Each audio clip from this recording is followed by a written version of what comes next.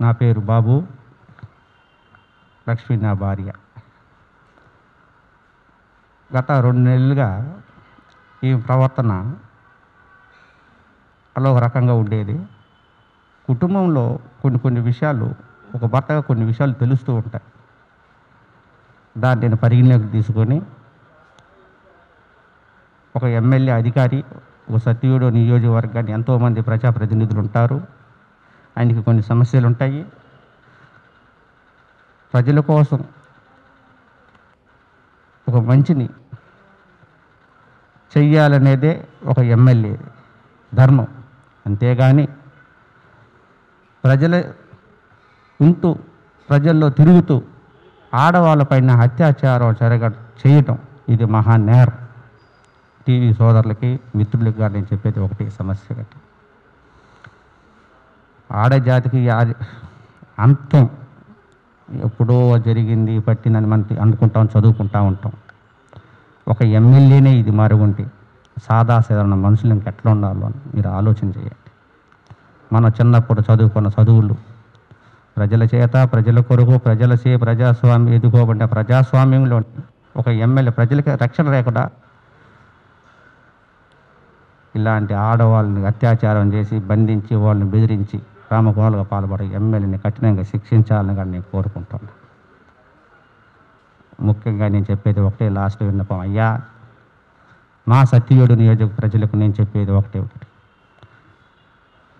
మన ఇంట్లో ఒక ఫంక్షన్ ఉంది, నా కూతురు పెళ్ళి ఉంది, మా అక్క శుభకార్యం ఉంది, నాకు కొడుకు పుట్టాడు, ఎమ్మెల్యే గారు మీరు రండి విందు చేయండి అని ఆనందపడిపోవాకండి.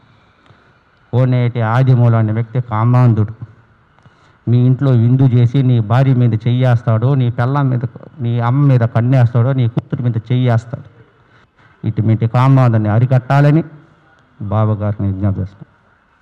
అంతేకాకుండా కోనేటి ఆదిమూలతో మా కుటుంబానికి ప్రాణహాని ఉంది. ఈ ప్రాణహాని నన్ను రక్షించాలని బాబు గారు కోరుకుంటూ సెలవు.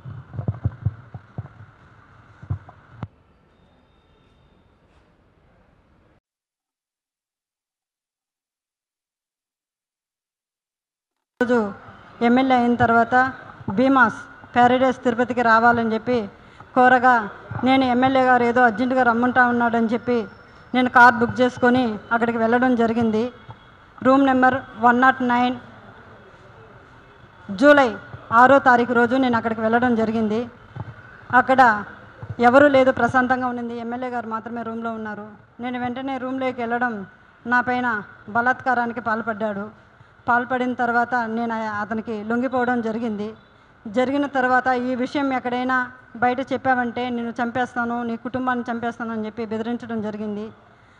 అందువల్ల నేను ఎవరికి చెప్పుకోకుండా నేను సైలెంట్గా ఉండిపోయాను. మళ్ళీ ఇంకొకసారి ఫోన్ చేసి నువ్వు కానీ రాలేదంటే నేను మళ్ళీ నీ కుటుంబాన్ని, నీ భర్తని చంపేస్తానని చెప్పి నన్ను బెదిరించడం జరిగింది. బెదిరించడం ద్వారా నేను మళ్ళీ అక్కడికి భీమాస్ ప్యారడైస్కి వెళ్ళడం జరిగింది.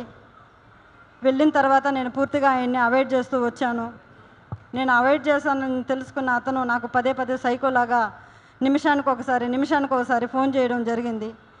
అది గుర్తించిన నా భర్త, ఎమ్మెల్యే నీకు ఎందుకైతే ఇన్నిసార్లు కాల్ చేస్తున్నాడని చెప్పి నా మొబైల్ ఇంచేసి నన్ను కొట్టడం, నన్ను బెదిరించడం చాలా చేశాడు. చేసిన తర్వాత నేను ఆ బాధను భరించలేకుండా నాకు జరిగిన బాధని నేను ఆయనతో వివరించడం జరిగింది. వివరించినప్పుడు నా భర్త, ఇలానే నీకే జరిగిందా, చాలామందికి జరిగిందా అన్నప్పుడు, చాలా మహిళలు, గవర్నమెంట్ ఎంప్లాయీస్ కూడా ఉన్నారు ఇందులో, మహిళలు చాలామంది బలైపోతున్నారు నేను చెప్పినప్పుడు ఆయన సూచించాడు నన్ను, చాలామంది మహిళల్ని కాపాడుకొని మనం బ్రతకాలి, మనం కాపాడుకోవాలని చెప్పి ఆయన నాకు ఒక పెన్ కెమెరాని అరేంజ్ చేసి ఇవ్వడం జరిగింది.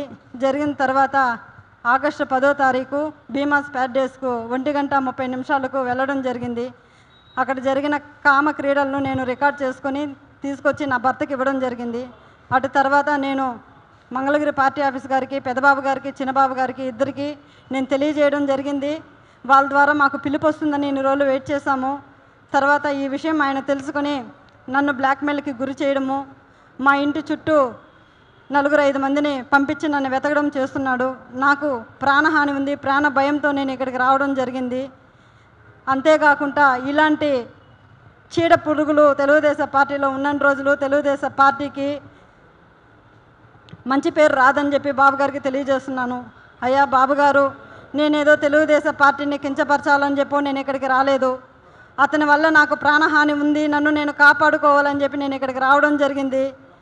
ఇతన్ని కానీ మీరు వెంటనే సస్పెండ్ కానీ చేయలేదంటే నాలాంటి అమ్మాయిలు చాలామంది మహిళలు శీలాన్ని కోల్పోయి బయట రాలేకుండా కుంగిపోతూ ఉన్నారు. మీరు అది గుర్తించి అతన్ని వెంటనే సస్పెండ్ చేయాలని నేను మీకు కోరుకుంటున్నాను. అంతేగాక మీరు కానీ సస్పెండ్ చేయలేదు, నేను, నా భర్త, నా పిల్లలు ఆత్మహత్య చేసుకొని చనిపోతాము మంగళగిరి పార్టీ ఆఫీస్ ఎదురుగా అని చెప్పి నేను మిమ్మల్ని కోరుకుంటున్నాను. శరణు మహాప్రభు చంద్రబాబు నాయుడు గారు, మాకు మీరే దిక్కు శరణు బాబు అని కోరుకుంటున్నాను.